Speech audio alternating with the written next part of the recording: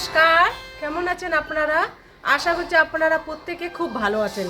মমতার ঠিকানায় আরও একটি নতুন ব্লগে আপনাদের প্রত্যেককে জানাই স্বাগত। ঘড়ির কাঁটায় এখন সকাল 10টা বাজে, তো আজকে অনেক কাজ পড়ে আছে। চলুন তাহলে আপনাদের সাথে গল্প করতে করতে কাজগুলোকে সেরে ফেলি। সংসারে হাজারটা কাজ পড়ে থাকলেও আগে তো বাচ্চার দিকটা সামলাতে হবে, মানে খাবারটা আগে ওকে রেডি করে দিতে হবে। তো রোহান বড় হয়েছে ঠিকই, ও কিন্তু নিজের হাতে কোনো কিছুই খেতে চায় না, মানে বিশেষ করে সকালবেলাটা ওর কাজ ও করেই যাবে। আর কাজের সময় রোহান কিন্তু একদমই খাবারের নজর দেয় না। আর আমি এদিকে ওর জন্য হালকা টিফিন বানিয়ে নিয়ে এসেছি, আর ও এদিকে লিস্ট করছে যে আজকে কি কি কাজ করব, মানে কি কি শ্যুট করব। তো কয়দিন থেকে আমরা আপনাদেরকে যেহেতু লাইফস্টাইলটা শেয়ার করছি, তো রোহান কি করছে, ও রাতের বেলায় খাতায় লিস্ট করে লিখে রাখে যে কখন কোন শ্যুটটা করব। তাহলে লিস্ট করলে কি সুবিধা হয়, যেহেতু আমরা আগে লাইফস্টাইলটা আপনাদেরকে শেয়ার করিনি, তো একটু হিমশিম খেয়ে যাই।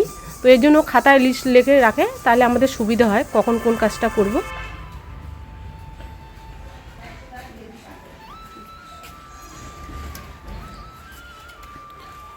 লাঠিগুলো তো কাটতে হবে না, আবার অনেকটা লম্বা লম্বা। কুড়াল নেই? আর আমাদের যেহেতু গ্যাস আছে, তো গ্যাসে তো করি আমি সবসময় রান্না। আর যেহেতু এখন নিয়ম করেছে যে 45 দিনের মধ্যে গ্যাস দিবে, না হলে গ্যাস পাওয়া যাবে না। তো আমার তো 45 দিন যায় না, যেহেতু রান্না বান্না সবসময় করতে হয়। তো এর জন্য আমি কি করেছি, আমাদের যে বাড়ির পিছন দিকটায় আমাদের সুপারি গাছ আছে, তো ওখানে 4টা না 5টা গাছ মানে মারা গেছে। তো ওর বাবা ওই গাছগুলোকে কেটে নিয়েছিল, তো ওগুলো দিয়ে আমি কি করছি, লাকড়ি বানিয়ে নেব। যেহেতু আমাদের উনুন আছে, তো ভাবছি মাঝে মাঝে উনুনেও রান্না করবো। 45 দিনের আগেই যদি গ্যাসটা শেষ হয়ে যায়, তাহলে তো আমার খুবই অসুবিধা হবে, রান্না বান্না আপনাদেরকে সেভাবে শেয়ার করতে পারবো না। আর এইদিকে সমস্ত লাকড়িগুলোকে আমি রোদ্রে শুকাইতে দিয়েছি, যেহেতু ওগুলো লাকড়ি দিয়ে আমি মাঝে মাঝে রান্না করব উনুনে। আর ডাইনিং টেবিলে এদিকে সরিয়ে দিয়ে আমি বাসনগুলো যেহেতু মেজে নিয়েছি, বাসনগুলোর মধ্যে জল আছে, তো এই বাসনগুলো যদি আমি ঘরে রেখে দিই, তো ওখানে জল পড়বে, একটু পা স্লিপ কাটারও ভয় হয়। এর জন্য আমি বাসনগুলো কী করে রোদ্রের মধ্যে একটু শুকাতে দিই, তারপর যখন শুকায় তখন আবার রান্নাঘরে নিয়ে আসি, তাহলে ঘরটাও দেখতে ভালো লাগবে। নাহলে ঘরে আবার জল পড়ে থাকলে দেখতেও খারাপ লাগে। কি হাসি! আমি আপনাদের ফুলগুলো দেখাচ্ছিলাম, দেখুন এই ফুলটা কত সুন্দর লাগছে, সাদা লালের কম্বিনেশন আর মাঝখানে হলুদ, দারুণ তো। মা বলছে, আমি কিন্তু ওখান থেকে লক্ষ্য করলাম, আমি ভাবলাম যে এখানে তো আর একটা ডাল আছে, মানে এখানে একটা গাছ, এখানে একটা গাছ, এখানে একটা গাছ, তো মাঝখানে ডাল থেকে হয়তো হয়েছে। এবার আমি কি করেছি আপনাদের দেখাচ্ছি, ফুলটাও খেয়ে নিচ্ছে কিছু, ও এখানে বিচে ধরে গেছে, ঠিক আছে। আমি চলে আসছিলাম, লক্ষ্যই করলাম না। যাই হোক, তো এটা হচ্ছে মূলত কালকে তো আপনাদের দেখালাম সেদিন থোকা জবাটা। এবার থোকা জবাটা গাছের এখানে আমি মাল্টি গ্রাফটিং করেছি, ঠিক আছে। এবার আপনারা এখানে জয়েন্টটা বুঝতে পারবেন, দাঁড়ান। ও না, সরি, আমার ভুল হচ্ছিল, আমি এই জন্য ডালটা খুঁজে পাচ্ছিলাম না। আসলে এটা হচ্ছে এই পিঙ্ক কালারের গাছটারই গাছ হচ্ছে এটা, ঠিক আছে। বাট ওখান থেকে আমি কি করেছি, ডাল নিয়ে এখানে লেগে দিয়েছি, যাকে মানে মাল্টি গ্রাফটিং বলে, আপনারা জেনে থাকবেন। এবার এই কোথায় গ্রাফটিংটা দেখুন, পুরোটার গাছের পাতাটা আলাদা, শুধু এই ডালটাই পাতাটা আলাদা। এখানকার জয়েন্টটা আপনার বুঝতে পারবেন, দাঁড়ান দেখাচ্ছি। জয়েন্টটা আমি খুঁজছি, পাচ্ছি না, এখানেই জয়েন্টটা, এই যে দেখেছেন এই জায়গাটাতে, আমি আপনাদের দেখাচ্ছি, এই দেখুন, দেখছেন এই জয়েন্টটা, এই যে এই ডালটা বেয়ে বেয়ে এই যে এটা হয়েছে।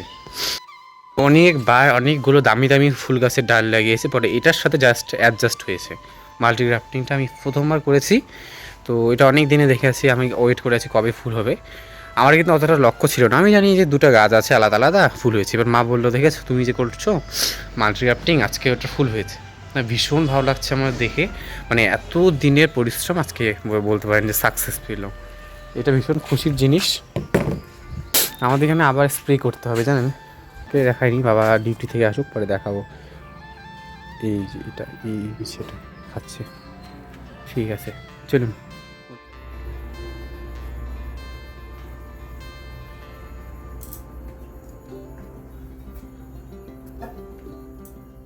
গতকালের ভিডিওতে আপনারা দেখেছেন আমরা আর্টিফিশিয়াল যে ছোট ছোট ডেকোরেটিভ প্ল্যান্টগুলো ছিল আমরা ধুয়ে নিয়েছিলাম এবং সেটাকে শুকোতে দিয়েছিলাম। যেহেতু কালকের ব্লগটা অনেকটাই বড় হয়ে গেছিলো তুলনামূলক নর্মাল ভিডিওর চেয়ে, এর জন্য আমরা আবার বাকি অংশটা দিলাম না। আর অর্ধেকটা মা নিয়ে আসলো। আর এই স্ট্যান্ডটা তো একটু ব্যান্ড দেখছেন আপনারা, এটা না, ওই পিছনে একটা জয়েন দিলেই হয়ে যাবে। কাগজ নিয়ে আসো।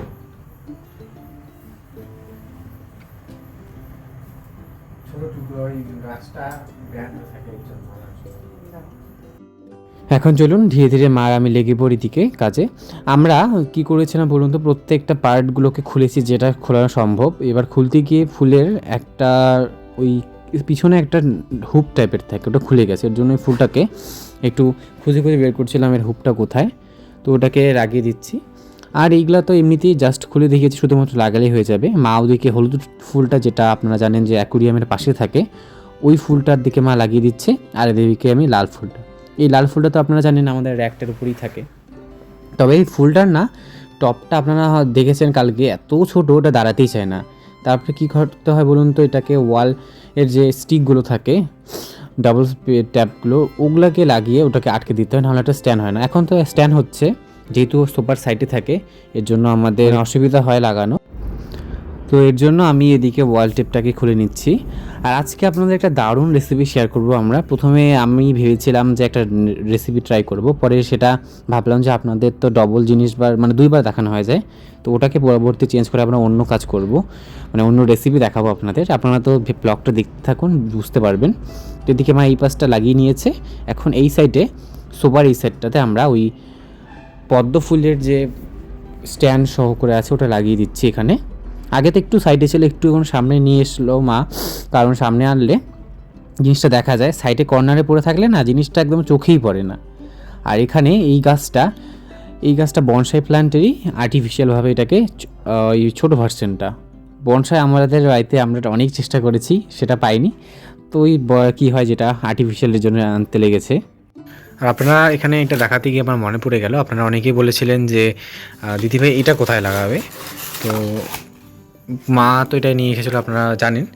এটাকে আমরা গোল্ডেন কালার করে আমরা ওয়ালের এক সাইডে লাগিয়ে দেবো। এখন না, আমাদের এই ঘরের তো সিলিংয়ের অবস্থা আপনারা জানেনই। এটা পুরোপুরি যেদিন এটা কমপ্লিট করতে পারবো আমরা, সেদিন হবে। ওই সিলিংটা কমপ্লিট হলে পুরো ওয়াল লাগালে তাহলে ভালো লাগবে। এটা তখন আপনারা বুঝতে পারবেন যে কী জিনিস কী হয়েছে। আমার প্ল্যান আছে এটাকে ভালোভাবে তৈরি করার। এটা আসলেই সবার চোখে পড়ে, জিনিসটা এত সুন্দর, মনে হয় কাঠের, খুব সুন্দর, কালারটাও এত সুন্দর। এটা দেখতে অনেকটা ওই যে হরিণের শিংগুলো থাকে না, দুপাশে দুটো ওরকম। এটা গোল্ডেন কালার করলে আরও ভালো লাগবে। তো আপাতত ওটা এখানে আছে। কালার তো করা কোনো ব্যাপারই না, কালারটা তো আমাদের এখানে গোল্ডেন কালার মনে হয় বাড়িতে আছে, কিন্তু করছি না এখন, করে লাগাতে পারবো না। সিলিং টিলিং যেদিন হবে সেদিন। তো আমাদের অনেকেই বলছেন যে কাজগুলো কত দূর হচ্ছে। আমাদের বাড়ির কাজ এখানে সামনে অনেক বাকি আছে, এই রুম বাকি আছে, এগুলো শেষ হবে তারপর এই রুমের কাজ হবে। তো যাই হোক, ধীরে ধীরে কাজগুলো করছি, আপনাদের সাথে শেয়ার করছি। আমরা অনেক কদিন থেকে কাজ নেই, বাড়ির কাজ জানেন তো বন্ধ আছে। তবে কিন্তু বেশ কিন্তু ভালো লাগতো আমাদের। এই দাদারা আসতো, আমি সকালবেলা 9টার সময় জানলা খুলে দেখতাম যে সামনে দোকানে এখানে দাদা দাঁড়িয়ে আছে। প্রত্যেক দিনের রুটিন ছিল, যখনই বের হয়ে যে দাদারা কে এসেছে কে এসেনি, 9টা 10-এর মধ্যে দাদারা ওখানে সামনে দেখি সাইকেল নিয়ে দাঁড়িয়ে থাকে, ওখানে দাদার ফ্রেন্ড থাকে। তো জিনিসটা খুব ভালো লাগে। বাবা টাইমলি আসে, দেখে যে কাজ কত দূর হচ্ছে।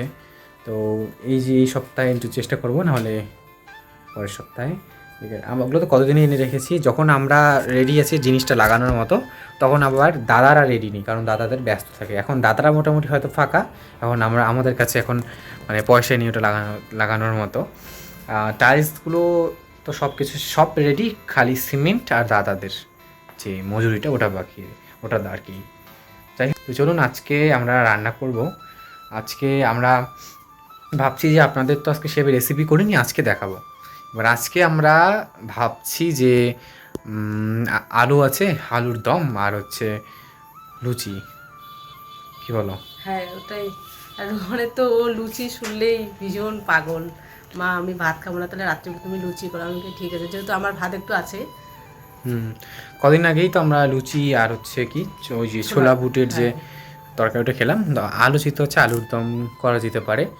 আবার আপনাদের তো একবার দেখিয়েছি, এবার অন্য কিছু যে রেসিপি হয় আমরা দেখবো, না হলে ওটাই। তো চলুন। তো প্রথমে তো আপনাদের বললাম আমরা লুচি আলুর দম করব। এবার ভাবছি যে লুচি তো আপনাদের দেখানো হয়েছে, আপনারা বোর হতে পারেন, ওটাও কদিন পরে দেখাবো। তো আমরা ভাবছি আমাদের বাবা তো সামনে ছুটি আছে, তখন যদি কোনো রেসিপি করা যায়। রেসিপিটার নাম বলছি, বাবা বাইরে থাকলে নতুন কিছু করা যায়, বাবা তো এইসব ভালো করে আপনারা জানেন। আবার জেঠিটা এসেছে নতুন কিছু করলে। আর আজকে যে রেসিপিটি, তো এদিকে ভুট্টাগুলো ছিল আপনারা জানেন। এবার ওই ভুট্টাগুলোর হচ্ছে আমি শর্টে দিয়েছিলাম এই রেসিপিটা, শর্টটা দিয়ে আমি শর্টটাকে পাবলিশ থেকে একটু প্রাইভেট করি একটা সমস্যার কারণে। তো এই রেসিপিটা আপনাদেরকে আমি দেখাচ্ছি, দারুণ লাগে খেতে। আমরা তো সেদিন খেয়েছি। এবার এটা উপরের খোলকটাকে তুলে ফেলে এটাকে এখন আমরা ছোটো ছোটো করে কেটে নেব। তো কাটো, অনেকটাই বড় হয়ে গেছে, তবে একটু জ্বালা হলে ভালো হতো। কোনো ব্যাপার না, এটা তো সেদ্ধ হবে। রেসিপিটা কিন্তু রোহানে বানিয়েছিল, এত সুন্দর হয়েছিল টেস্ট। তো আমি বললাম যে না বাবা, সেদিন যে বানিয়েছো ওটার রেসিপি আজকে হবে। আমার ভীষণ ভালো লাগছে খেতে, তো আজকে এটা বানিয়ে দেখাবো।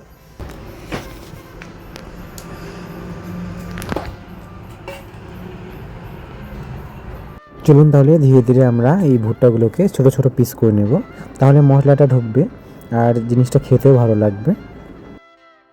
না আরও আগে করলে ছোটো ছোটো এরকম চ্যাপটা চ্যাপটা করে করো, তাহলে মশলাটা ঢুকবে, টেস্ট হবে। মানে আমরা তো এটা তো আপনারা খেতে পাবেন না, আপনারা এই উপরটা খেতে পারবেন। ছোটো ছোটো করলে জিনিসটা চ্যাপটা মশলাতে ঢুকে। সেদিনকারটা লম্বা ছিল, তো এর জন্য মশলাটা অতটা ভালো লাগেনি দেখতে। কি জ্বালা যদি হতো জিনিসটা, তাহলে একদম ভিতর থেকে খাওয়া যেত। আজকে রেসিপিটা হবে হচ্ছে স্পাইসি গার্লিক বাটার কর্ন। এটা বাটার থাকে, এর জন্য এত টেস্ট হয়, জিনিসটা এত সুন্দর গন্ধ বের হয়। অল্প তো বাটার আছে, এবার এটাকে আমরা করব। তো চলুন মা দেখি কাটতে থাক। আর এই ভুট্টাটা না প্রচণ্ড শক্ত, মানে ভুট্টার ভিতরের অংশটা, এর জন্য এটা দিয়ে কিছুতেই কাটা যাচ্ছিল না। এর জন্য পরে ছুরি দিয়ে কাটে। দিকে নিয়েছে, এখন চলুন বাকিটা আমি কেটে নিচ্ছি। এখন চলুন তাহলে সমস্ত কাজগুলো আমরা সেরে নিই ধীরে ধীরে।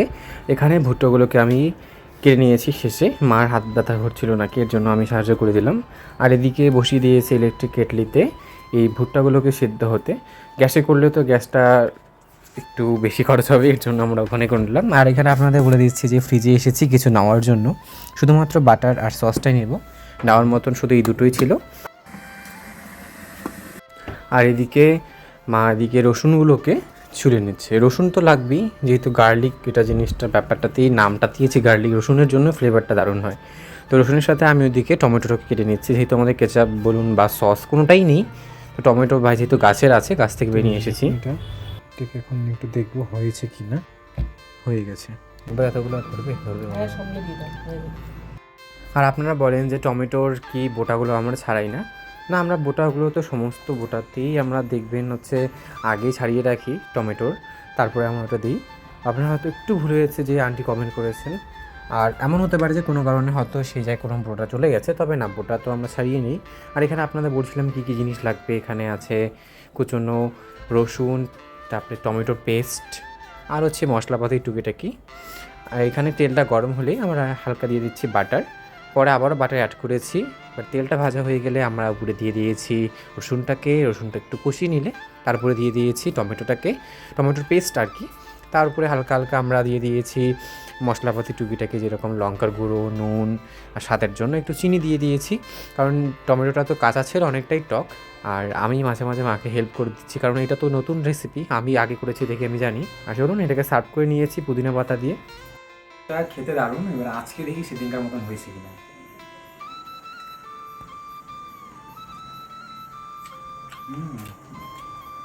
ওই সসটা দিলে আরো বেশি ভালো হতো। দেখতে দেখতে ভিডিওটা প্রায় শেষে চলে এসেছি। আজ তবে আসি, দেখা হচ্ছে একটা আবার নতুন ভিডিও নিয়ে। ততক্ষণে ভালো থাকবেন, সুস্থ থাকবেন। আর যদি ভিডিওটা ভালো লেগে থাকে তাহলে ছোট্ট করে একটা লাইক দিবেন।